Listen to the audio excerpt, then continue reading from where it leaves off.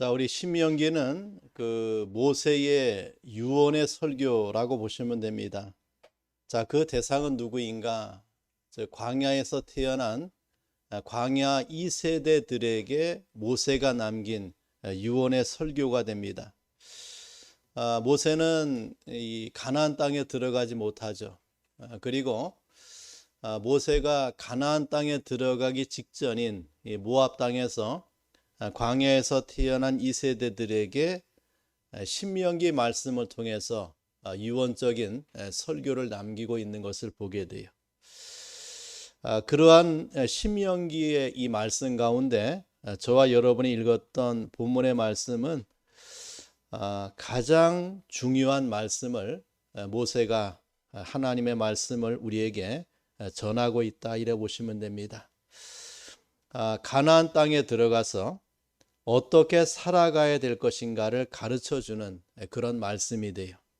그래서 이 말씀은 나라를 건국하는 건국의 시초의 말씀이 되고, 또 가정을 세우는 초석의 말씀이 되고, 또 개인의 인생의 교육의 기초가 되는 말씀이 오늘 저와 여러분이 읽은 신명기 6장 1절부터 9절까지의 말씀이 된다라고 봅니다. 자, 이 말씀을 중심해서 우리가 5월의 가정을 달을 맞이하는데, 하나님이 세우신 가정이 어떠한 가정이어야 되는가라고 하는 것을 성경을 통해서 상고함으로, 자, 우리의 가정을 돌아보고 또 우리의 가정이 하나님의 말씀대로 잘 세워져서 하나님의 영광을 드러내는 그러한 가정이 되기를 축원합니다.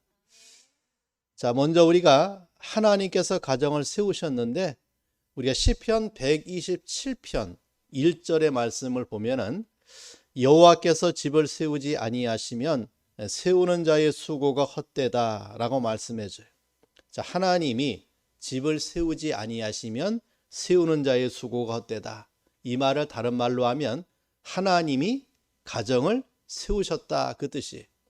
자, 이 집이라고 하는 단어가 어떤 건물을 의미하는 것이 아니에요. 우리가 살고 있는 아파트, 우리가 살고 있는 주택, 이것을 의미하는 것이 아니라 여기서 말하고 있는 집은 가정을 의미합니다. 가정.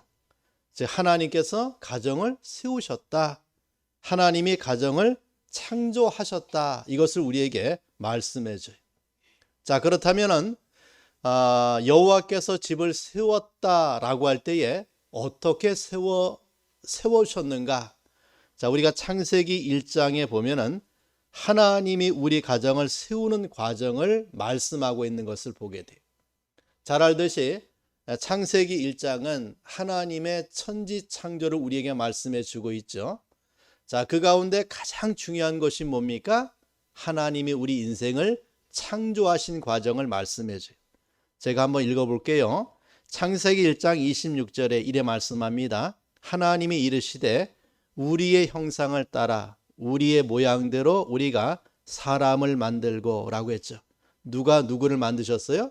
하나님이 하나님의 형상대로 우리 인생을 창조하신 거예요. 그러니까 우리를 만드신 자는 하나님이죠. 그리고 또 27절에 보면은 하나님이 자기 형상 곧 하나님의 형상대로 사람을 창조하시되 남자와 여자를 창조하셨다라고 말씀해 줘요. 그러니까 사람을 만드신 이는 하나님이시고, 우리 사람은 누구의 형상을 본받아서 하나님의 형상대로 우리가 지음받았다라고 하는 것을 말씀해 주고 있죠. 자, 이 사실을 2장에서 더 구체적으로 하나님이 말씀해 줍니다. 2장 7절에 보면은 여호와 하나님이 땅의 흙으로 사람을 지으시고 생기를 그 코에 불어넣으시니 사람이 생명이 된지라 라고 말씀해요. 이것이 바로 우리의 시조가 되는 아담을 하나님이 이렇게 만드셨다라고 했어요. 자, 그런데 아담을 만들고 나서 하나님이 보시기에 아담이 독처하는 것이 좋지 못했다. 그래서 그 아담을 깊이 잠들게 하시고 그의 갈빗대 하나를 취하여 여자를 만들었어요. 자, 그리고 하나님께서 친히 그 여자를 아담에게로 이끌어 오시니 아담이 그 여자를 보고 말하기를 이는 내 뼈 중에 뼈요 살 중에 살이라 이것을 남자에게서 취하였은즉 여자라 부르리라 라는 창세기 2장 23절에 아담의 고백을 우리에게 들어줍니다. 정말 깊고 짙은 혈연 관계를 나타내는 첫 번째 선언이 돼. 자, 그 다음에 성경이 창세기 2장 24절에 이래 말씀합니다.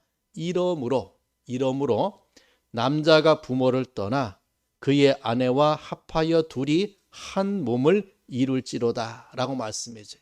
자, 무엇이 생깁니까? 가정이 생기는 과정을 말씀해줘요. 하나님이 아담을 창조하시고 아담을 돕는 배필로 하와를 만드시고 그 둘이 연합해서 무엇을 이루는 것을 보게 됩니까? 가정을 이루는 은혜를 우리에게 보여줘요. 자, 이것은 가정 성립의 신적 기원을 우리에게 말씀하고 있는 거예요. 자, 가정은 하나님이 세우신 창조의 산물임을 말씀해 주고 있다라고 하는 말이에요. 자, 결코 가정은 다른 요소로 세워진 것이 아니에요. 하나님에 의하여 세워진 것이 가정입니다. 그래서 그 기원이 신적이고 영적이다라는 뜻이에요. 하나님의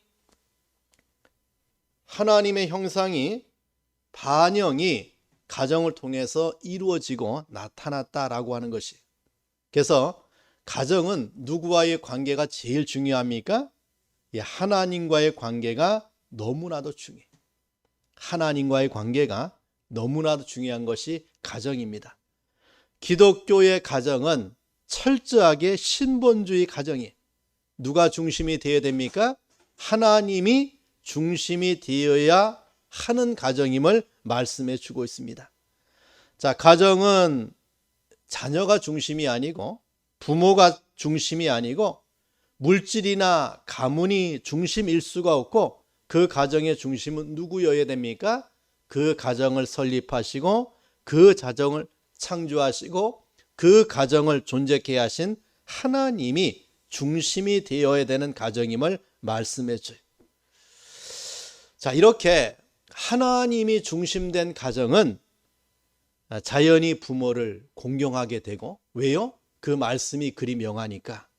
또 그 부모는 자녀를 하나님의 형상으로 보는 인격 관계가 성립이 되게 돼요. 그리고 부모의 권위는 자연스럽게 발휘가 되죠. 아버지는 가정의 가장 제사장의 역할을 감당하고 그 자녀를 말씀으로 양육하는 그런 축복스러운 가정의 관계를 우리에게 보여줍니다.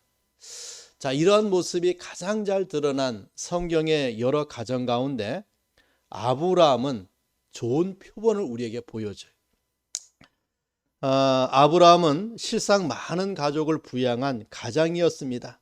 자, 그에게는 많은 종들과 가족들이 있었어요. 자, 그 아브라함의 가정은 항상 하나님을 중심하고 살았습니다. 자, 그가 언제 어디서든지 하나님 제일주의로 움직였던 사실에서 나타나고 있는 것을 보게 돼요. 자, 창세기 12장에 하나님이 아브라함을 갈대아 우르에서 불러냈지요. 그리고 하나님의 약속의 땅 가나안에 들어가게 했습니다. 자, 본토와 친척과 아비 집에서 이동할 때부터 아브라함은 가는 곳마다 제일 먼저 하나님께 무엇을 쌓았습니까? 제단을 쌓았어요. 옮겨가는 곳마다, 거처하는 곳마다, 머무는 곳마다 아브라함은 하나님 앞에 제단을 쌓고 누구의 이름을 부릅니까? 여호와 하나님의 이름을 부르고 있는 아브라함을 보게 돼요. 다시 말해 아브라함의 가정은 누가 중심이었다는 말입니까? 하나님이 중심이었어요. 아들도 아니고 자신도 아니고 하나님을 중심하는 아브라함의 가정을 우리에게 보여줘요. 자, 그러한 아브라함이고 보니까 하나님이 100세에 얻은 그 아들 이삭을 번제로 드리라고 명할 때 그 말씀 앞에 불신하거나 의심하거나 그 말씀 앞에 의구심을 품지 아니하고 그대로 순종해서 그 길을 걸어가는 아브라함을 보게 되고 그 아들 이삭을 우리에게 보여줘요. 하나님을 중심하는 가정에서 하나님을 중심하는 그 신앙의 삶에서 나올 수밖에 없는 순종의 모습을 우리에게 보여주고 있다라고 하는 거예요. 자, 우리 성도 여러분, 하나님이 우리의 가정을 창조하시고 우리의 가정을 존재케 하셨습니다. 그렇다면 그 가정의 주인, 그 가정의 중심은 누구여야 됩니까? 하나님이어야 돼요. 하나님이 그 가정을 주관하고 또 그 가정을 하나님이 주장할 때에 그 가정은 하나님이 기뻐하는 가정이 되어질 수 있다라고 하는 거죠. 자, 두 번째는 하나님께서 가정을 세우신 이유가 있습니다. 자, 첫째는 가정을 세우신 첫 번째 이유는 경건한 자손을 얻게 하기 위해서 가정을 세웠어요. 저희가 60년대 우리가 태어나고 그때는 자식들이 많았잖아요. 그래서 살기 어려울 때에도 참 그 형제들이 많았어요. 많이 그냥 살았죠. 그때에 우리나라에 펼쳤던 정책 가운데 하나가 뭡니까? 산하 제한이라고 하는 정책을 폈어요. 인구수가 이래 많아지다 보면은 좁은 땅덩어리에서 살 수 없는 환경이 될 수 있다라고 해서 산하 제한 운동을 펼쳤어요. 아들, 딸 구별 말고 둘만 낳아 잘 기르자 에서 시작이 돼 갖고 이제 하나만 낳아서 잘 기르자 그런 운동을 계속했죠. 이것이 아주 설득력이 있었고 합리적인 생각이라고 다들 생각을 했어요. 그래서 산하 제한에 많이 동참하고 그 결과 우리나라의 인구가 이제 지금은 주는 형편에 이르렀어요. 그래서 이제는 어떻게 하면 인구를 늘릴까라고 하는 정책을 나라에서 수조 원의 돈을 들여서 펼치는 그런 형국이 되어 있어요. 제가 대학에 입학할 때 제가 알고 있기로는 제가 84학번인데 한 80만 명이 그 대학 수험 시험을 치른 걸로 알고 있어요. 그때 참 수가 많았죠. 초등학교 때 한 반에 60명은 거뜬히 넘어가고 어떨 때는 제 반이 하나 없어지는 바람에 제가 72번이었던 기억도 나요. 근데 요즘은 한 반에 15, 20명 정도 1년에 한 25만 명, 30만 명으로 주는 그러한 것을 보게 돼요. 그래서 유치원이 폐업을 하고 산부인과가 문을 닫고 나라의 이제 인구가 줄어드는 그 일 때문에 심각한 사회 문제로 대두되고 있는 것을 보게 돼요. 자, 그런데 하나님께서 우리에게 말씀하신 것이 뭐냐? 자, 가정을 세우신 첫 번째 이유 가운데 하나가 뭐냐? 경건한 자손을 얻게 하기 위해서 가정을 세웠다라고 말씀해줘요. 자, 우리 말라기 2장 15절의 말씀을 보면은 이래 말씀하고 있어요. 자, 그 얘기는 영이 충만하였으나 오직 하나를 만들지 아니하셨느냐? 어찌하여 하나만 만드셨느냐? 이는 무엇을 얻기 위해서 경건한 자손을 얻고자 하심이니라고 했어요. 자, 하나님이 가정을 세우신 첫 번째 이유는 경건한 자손을 얻기 위해서 가정을 세우신 거예요. 여기 경건한 자손이라고 하는 말은 여호와를 경외하는 자를 가리키는 말이에요. 하나님이 창조하신 가정은 경건한 자손을 번식시키는 행복의 산실이에요. 행복의 산실. 자, 경건한 자손이란 하나님을 섬기는 자손, 그 신앙인의 자손을 말해 구원인을 말하고 있다, 그 뜻이에요. 그래서 우리 후배 목사님 가운데 4명의 자녀를 둔 목사님들이 몇 분 계세요. 왜 가정을 하나님이 주었는가? 그 이유 가운데 하나가 하나님이 창조하신 가정에 경건한 후손을 주기 위해서 가정을 하나님이 세웠다라고 하는 말이에요. 자, 우리가 경건한 자손은 참으로 하나님 앞에 이러한 축복의 은혜를 받는 가정을 말씀해줘요.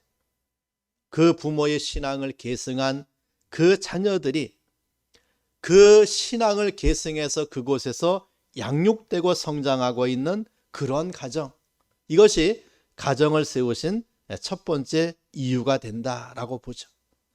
경건한 자손이 있는 가정에는 하나님의 경외가 있고 부모 공경이 있고 부부의 사랑이 있고 형제 우애가 있어요. 거기에는 사랑과 용서가 있고 감사와 찬송과 기도가 있고 또 거기에는 저마다의 달란트가 있고 그것을 하나님을 위하여 선용하는 목적의 일치가 있는 가정이 얼마나 아름답습니까?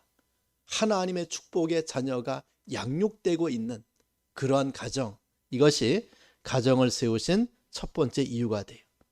자, 두 번째 이유는 뭐냐? 문화적 사명이 있어요. 자, 아까도 읽었던 창세기 1장 26절 하반절에 보니까 사람을 만들고 그들로 바다의 물고기와 하늘의 새와 가축과 온 땅과 땅에 기는 모든 것을 다스리게 하자라고 말씀해줘요. 또 28절에 말씀합니다. 하나님이 그들에게 복을 주시며 하나님이 그들에게 이르시되 생육하고 번성하여 땅에 충만하라. 땅을 정복하라. 바다의 물고기와 하늘의 새와 땅에 움직이는 모든 생물을 다스리라 라고 말씀해줘요. 자, 하나님이 가정에 주신 축복이에요. 자, 하나님이 창조하신 모든 세계, 하늘과 땅과 바다의 모든 영역과 그 자원을 관리하고 다스리고 사용하는 문화적 축복의 사명을 가정이 받은 거예요. 가정은 하늘과 땅과 바다를 다스리는 센터가 되죠. 하늘에서 일하고 땅과 바다에서 일하고 가정에 와서 쉬고 새 힘을 받아 다시 일하러 나가는 문화적 사명 수행을 위하여 가정이 주어진 거예요. 자, 이것이 하나님이 세우신 가정의 목적이 된다, 이유가 된다. 자, 세 번째는 가정을 세우신 이유가 무엇인가? 하나님을 기쁘시게 하는데 그 목적이 있어요. 자, 우리 신구약 성경의 전 내용을 종합한 우리 장로교 헌법 가운데 대소요리 문답 제1문에 이렇게 묻고 이래 답합니다. 자, 사람의 첫째 되고 가장 높은 목적이 무엇입니까? 라고 물어요. 자, 제일 처음에 물음이에요. 우리 장로교 헌법 가운데 가장 중요한 대소요리 문답에서 물어요. 사람의 첫째 되고 가장 높은 목적이 무엇입니까? 자, 그 대답을 우리에게 말씀해 줘요. 두 가지를 말합니다. 첫째는 하나님을 영화롭게 하기 위하여. 누구를 영화롭게 한다고요?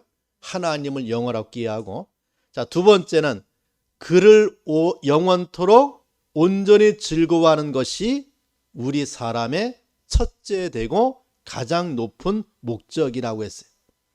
자, 하나님이 창조한 가정은 그 의미, 목적이 누구를 위하여? 하나님 자신을 기쁘시게 하고 하나님 자신을 즐거워함에 있다. 이것을 우리에게 말을 해줘요.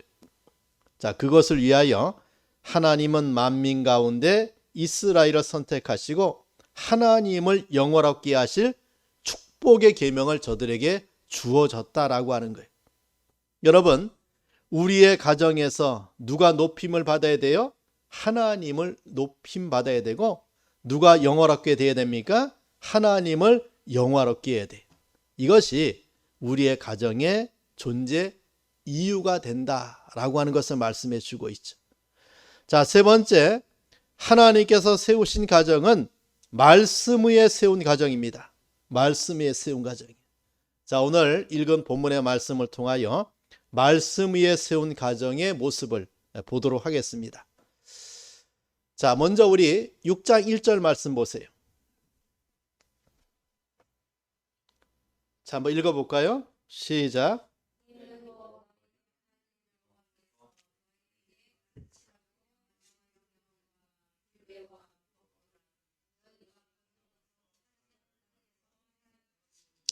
자, 하나님이 이스라엘 백성들에게 가나안 땅에 들어가서 살아가야 될 저들의 명령, 규례, 법도를 말씀해 주고 있습니다. 자, 또 2절 말씀 봐요. 시작.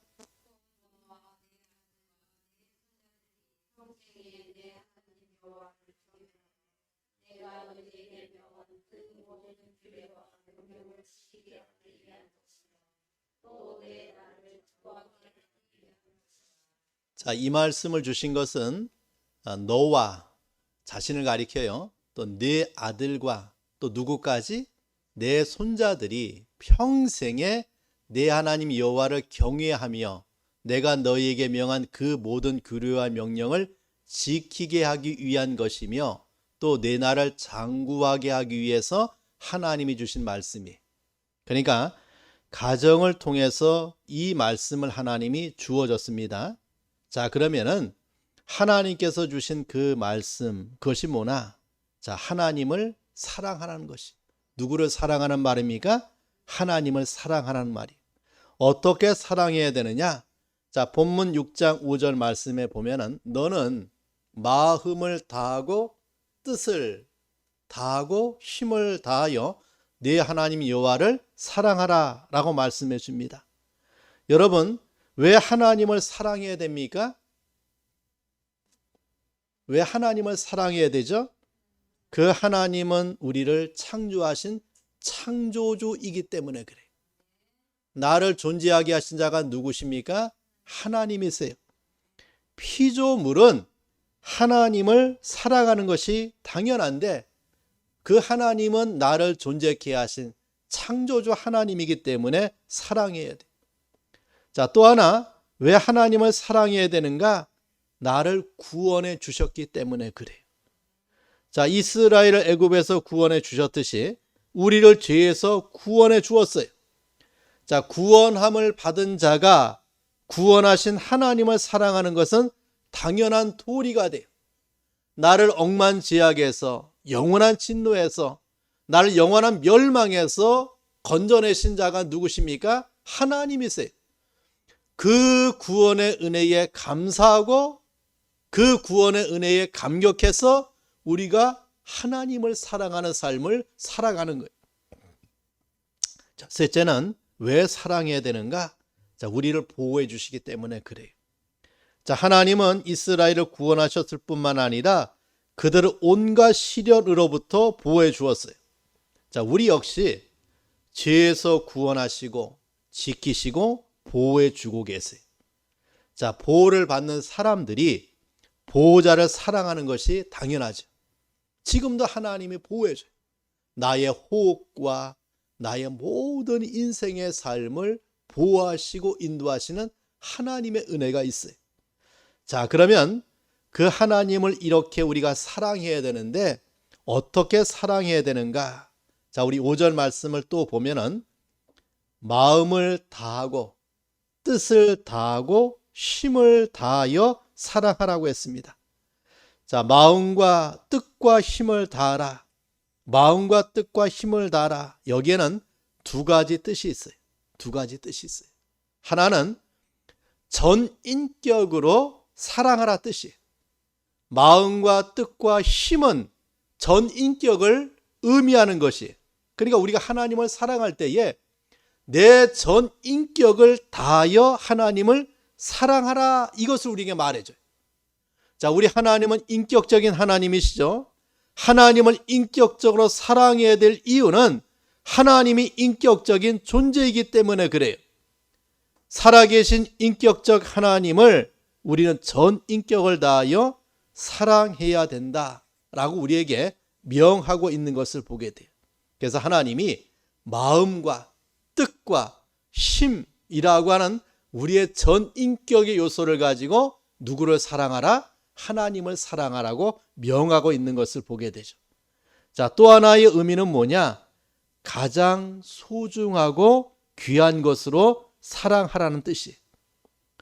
자, 돈보다 마음이 소중하고 옷보다 성품이 더 귀하고 음식보다 정성이 더 소중한 것처럼 우리가 마음과 성품과 힘을 다하여 하나님을 사랑하는 것은 내게 있는 제일 소중한 것을 가지고 사랑하는 것을 의미하고 있는 것을 말을 해요. 여러분, 마음이 없이 주는 선물, 마음이 없이 주는 물질은 물물 교환에 불과해요. 자, 사랑 없이 주고받는 교환, 이것은 어떤 물질의 의미는 있을지 몰라도 마음이 담겨져 있지 않는 물질은 사실 의미가 별로 없어요. 그러나 마음과 성품과 힘을 다하는 것은 내게 있어 가장 좋은 것을 드리는 것이기 때문에 최상의 사랑이 되는 거예요. 자, 우리 주님이 저와 여러분에게 최상의 것을 다 내어놓았죠. 자신의 몸을, 자신의 피를, 자신의 생명을 우리를 위해서 다 내어놓았어요. 이런 주님의 사랑에 감복받았던 여러 주님의 제자들 가운데 마리아라고 하는 여인은 그 주님에게 최고의 것을 다 내어놓았어요. 마음의 표현이, 그 주님을 향한 사랑이 옥합을 깨뜨렸고, 그 주님을 향한 사랑이 자신을 다 주님에게 드리는 헌신으로 나타나고 있는 것을 보게 돼요. 자, 여기 마음과 뜻과 힘의 사랑은 무엇인가? 가장 소중하고 귀한 것으로 사랑하라는 그런 의미를 우리에게 말씀해 줍니다. 자, 또 하나 어떻게 사랑해야 되느냐? 자, 6장 6절부터 9절 말씀에 보면은, 자, 마음에 새기고 자녀에게 부지런히 가르치고 강론하고 기호를 삼고 기록하라는 말씀을 보게 돼요. 자, 이 말씀은 하나님의 말씀을 가지고 그 가정을, 자녀를 양육할 것을 우리에게 말씀해 주고 있는 것을 보게 되죠. 여러분, 마음에 새기라, 말씀을 마음에 새기라. 말씀을 어떻게 마음에 새길까요? 자, 그것은 그 하나님의 말씀이 마음속에서 지워지지 않도록 잘 가르치라, 그 말이. 그래서 자녀들에게 그 마음에 새길 것은 하나님의 말씀이죠. 말씀이 그 마음에 새겨져서 그것이 지워지지 않도록 말씀이 자리 잡도록 가르치라. 또 자녀에게 부지런히 가르치라는 것은 말씀을 자녀에게 교육하고 전승하라는 것이, 또 강론하라 그 말은 말씀 본래의 뜻을 올바로 해석하라, 그 말이. 부모가 자녀에게 말씀을 가르칠 때에 그것을 강론하라, 말씀을 잘 해석해서 그 본래의 뜻을 자녀에게 잘 심어주어라, 그 뜻이. 자, 손목에 매여 기호를 삼으라는 것은 말씀을 생활화하라, 그 뜻이. 자, 손목에 매라, 하나님의 말씀을 행하라, 그 말이. 그 말씀대로 살아가라.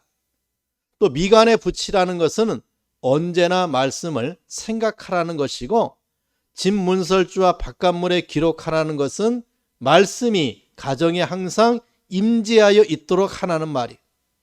다시 말하면 가정을, 또 삶을 말씀 위에 세우라고 우리에게 말씀해 주고 있습니다. 여러분, 여기에 과연 이것이 가능한가? 정말 하나님의 말씀이 이렇게 가정에 새겨지고 마음에 새겨지고 또 그것이 미간에 붙여지고 또 손목에 메어지는 것이 가능한가? 여러분, 하나님의 말씀을 싫어하면 아무리 그것을 손목에 메고 미간에 붙인다고, 여기저기 그 말씀을 써 붙인다고 해도 불가능해. 그런데 하나님의 말씀을 사랑하면, 그 말씀을 계시하신 하나님을 사랑하면 이것이 가능해. 자, 마음에 새기라, 자녀에게 부지런히 가르치라, 강론하라, 손목에 매여 기호를 삼으라, 미간에 붙여 표를 삼으라, 내 집 문설주와 바깥문에 기록하라. 이 말씀의 의미는 하나님의 말씀을 사랑하라, 그 뜻이. 사랑하라. 그 말씀을 사랑하면 그것을 마음에 새기게 되고, 그 말씀을 사랑하면 부지런히 가르치게 되고 그 말씀을 사랑하면 자녀에게 강론하게 되고 그 말씀을 사랑하면 그것이 마치 손목에 매여 있듯이 말씀대로 살게 되고 또 그 말씀대로 생각하게 되고 그 말씀이 그 가정을 주관하는 삶을 살아가게 된다라고 하는 거예요. 여러분, 이렇게 하나님의 말씀에 의해서 창조된 우리 인생은 하나님의 말씀을 사랑함으로 그 말씀을 지키는 그러한 가정을 우리에게 말씀해 주고 있는 것을 보게 되죠. 자, 이것이 우리에게 주신 하나님의 은혜라고 말씀해 주고 있습니다. 자, 그렇다면 그러한 자에게 얻어진 하나님의 은혜가 무엇인가? 자, 크게 두 가지를 우리에게 말씀해 줘요. 자, 2절과 또 3절 말씀을 다시 봅니다. 2절에 제가 읽을게요. 곧 너와 네 아들과 네 손자들이 평생에 네 하나님 여호와를 경외하며 내가 너에게 명한 그 모든 규례와 명령을 지키게 하기 위한 것이며, 자, 또 네 나라를 어떻게 해요? 장구하게 하기 위한 것이라. 첫 번째 어떤 은혜가 따라옵니까? 장구의 은혜가 따라와요. 장수의 은혜가 따라옵니다. 잘 되는 은혜가 따라와요. 자, 두 번째 3절에 무엇을 말해주고 있는가? 이스라엘아, 듣고 삼가 그것을 행하라. 그리하면 내가 복을 받고 내 조상들의 하나님 여호와께서 내게 허락하신 것 같이 젖과 꿀이 흐르는 땅에서 내가 어떻게 돼요? 크게 번성할 것을 하나님이 약속해 줘요. 자, 누구의 약속입니까? 하나님의 약속이에요. 하나님의 말씀대로 그 가정을 이루고 하나님의 말씀대로 그 가정이 살아갈 때 하나님은 저와 여러분에게 이것을 약속해 주고 있어요. 그래서 기독교 가정을 이루는 신앙의 가정들은, 기독교적 국가의 삶을 살아가는 나라들은 세계를 선도하는 선진국의 삶을 살고 또 그 가정이 그 나라의 주인이 되어서 그 국가를 선도하는 삶을 살아가는 자들이 누구입니까? 바로 하나님의 말씀에 붙들려서 살아가는 가정과 그 구성원임을 우리에게 교훈해 주고 있다라고 봐요. 자, 이것은 하나님이 단순하게 수식어로 우리에게 말씀해 주신 것이 아니라 이것을 하나님이 축복하기 위해서 저와 여러분에게 약속하고 말씀하고 있는 것을 보게 됩니다. 우리 사랑하는 성도 여러분, 자, 우리가 이제 가정의 달을 맞이하고 또 5월 첫째 주는 어린이 주일을, 또 두 번째 주일은 어버이 주일을 통과하게 되는데, 자, 우리 교회는 이번 주에 어버이 주일을 우리가 겸해서 섬기면서 하나님의 말씀을 저와 여러분이 받았어요. 자, 우리의 가정을 말씀 위에 세우는 가정 되기 바랍니다. 말씀이 충만한 가정이 되기를 바랍니다. 그 가정에 하나님의 말씀이 살아있는 가정이 되어서 성경이 주장하는 가정이 되고 경건한 자손이 하나님의 말씀으로 잘 양육되는 그러한 가정이 되기를 바랍니다. 정말 이 시대에 우리의 가정이 잃어버린 것이 너무나 많이 있어요. 그 가운데 가장 중요한 것을 잃어버렸는데, 하나님의 말씀이, 여호와 신앙, 하나님의 은혜를 이 가정들이 잃어버리는 삶을 살았는데, 이것을 우리가 도로 찾아야 됩니다. 그리고 그것을 회복해야 돼. 그것을 통해서 우리의 가정은 다시 한번 하나님의 은혜 가운데 일어설 수 있다라고 봅니다. 잃어버린 예배, 잃어버린 기도, 잃어버린 찬송과 감사를 도로 찾는 우리의 가정이 되고, 정말 두세 사람이 내 이름으로 모인 곳에 내가 반드시 그곳에 있겠다고 하신 주님이 그 가정을 주관하고 있는 그런 가정이 될 때, 이것이 하나님 앞에 우리의 가정이 받은 본래의 모습의 회복이라고 볼 수가 있죠. 자, 우리가 잘 알고 있는 요나단 에드워드 목사님의 가문을 잘 보면은 그 가정이 그리했어요. 하나님을 중심하고 말씀을 중심하고 그 가정이 세워졌는데, 그 가정을 조사했던 그 존 필립스라고 하는 사람이 200년 동안 그 가정의 계보를 했는데 이러한 결과를 보여줍니다.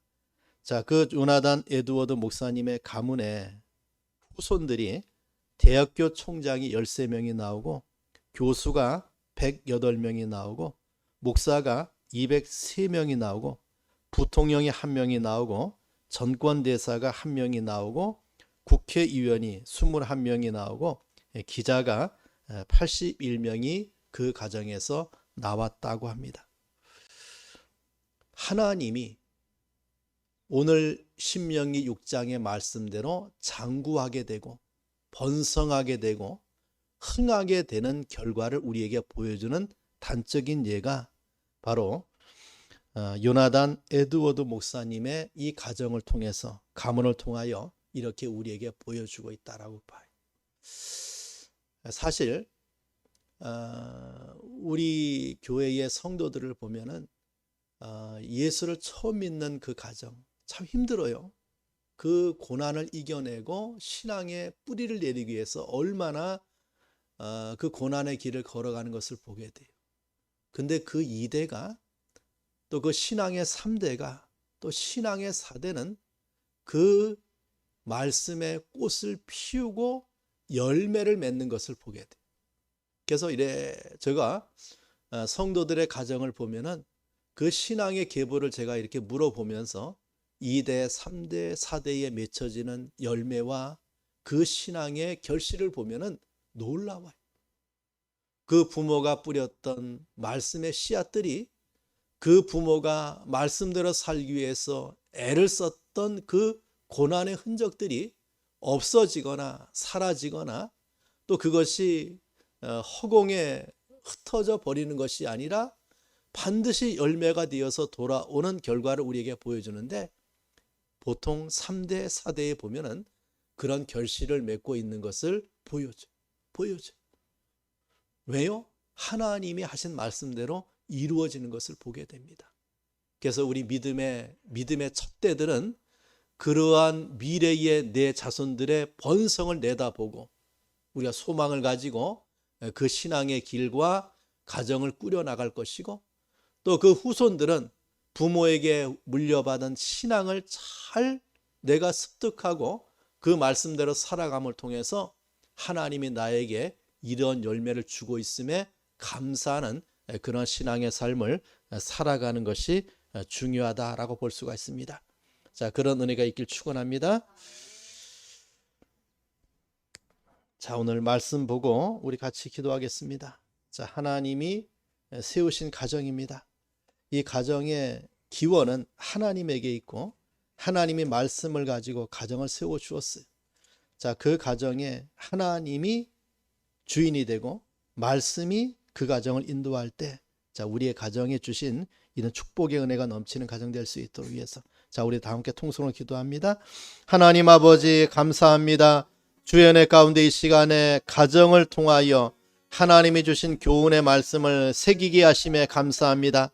하나님께서 가정을 세우시고 그 가정에 말씀으로 세우사 경건한 자손을 얻고 문화적 사명을 감당하고 하나님을 기쁘게 하기 위하여 그 가정을 세워주신 것을 감사합니다.